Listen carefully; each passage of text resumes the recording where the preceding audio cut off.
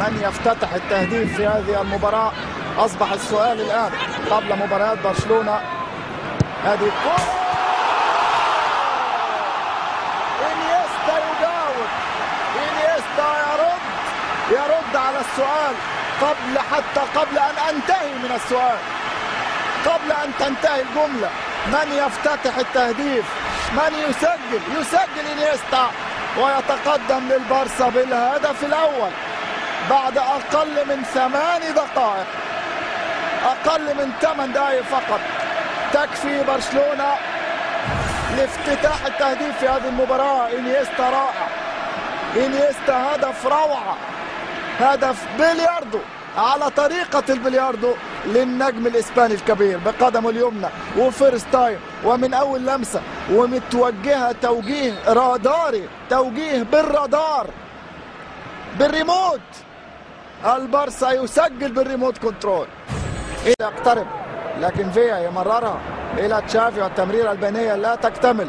يضغط فريق ملق لكن كالعادة يضغط البارسا من جديد، يستعيد الكرة وادي فيا فرصة ثانية. جول لديفيد فيا، ديفيد سانشيز فيا يضاعف النتيجة، يجعلها ثنائية ويتقدم برشلونة بالهدف الثاني بعد 10 دقائق من الهدف. شكلها كده خماسية، شكلها يعني هي خمسة كام مش مهم 5 كام، لكن هي الفورة، يعني الفورة بقت من 5 في مباراة برشلونة الآن. الفورة أصبحت من 5. هذه الكرة من إنيستا إلى ميسي، تشافي وفيا، ثلاثي الرعب، رباعي الرعب، هم 11 الرعب، 11 الرعب. وهذه الكرة تصطدم برأسها سينخو وكانت مقدمة لما سيحدث بعد ذلك. والضغط الرائع من بوسكيتس، الضغط من بوسكيتس هو سبب هذا الهدف. يعني شوف برشلونة فقد الكرة في لحظة ضغط بوسكيتس، استعاد. مرور رائع من تشافي يفتح اللعبة في الجبهة اليمنى إلى بيدرو، وأدريانو يقترب لكن تتمرر الكرة وادي إنيستا.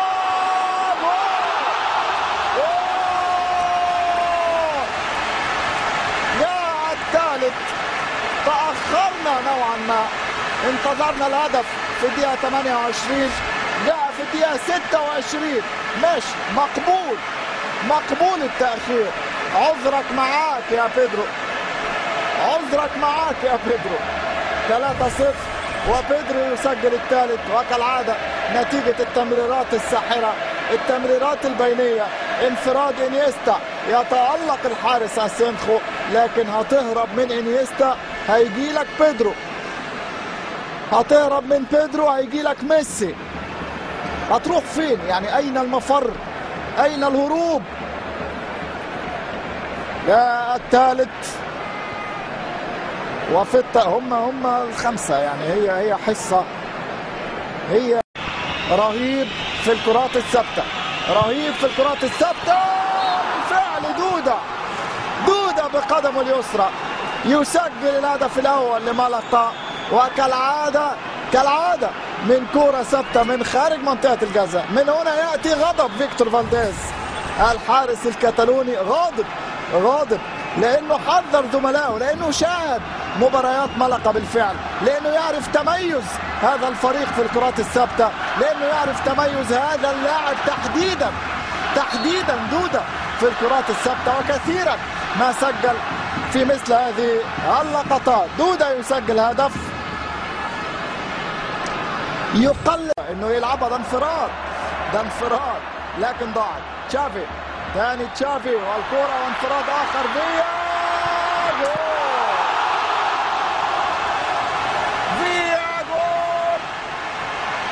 جاء الرابع. مش هقول كتير، لكن هذا الهدف بناء على طلب الجماهير.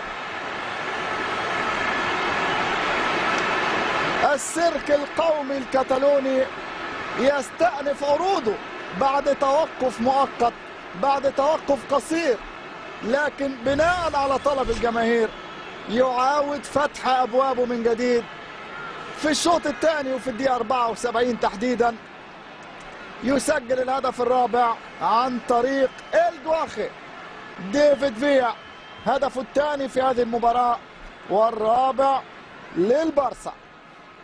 الجمهور طالب بالهدف الرابع، وفرقة الفنون الكروية الكتالونية لم تخذل الجمهور، استجابت لطلب الجمهور فورا، وبعد ما سجل ملقا هدف تقليص الفارق.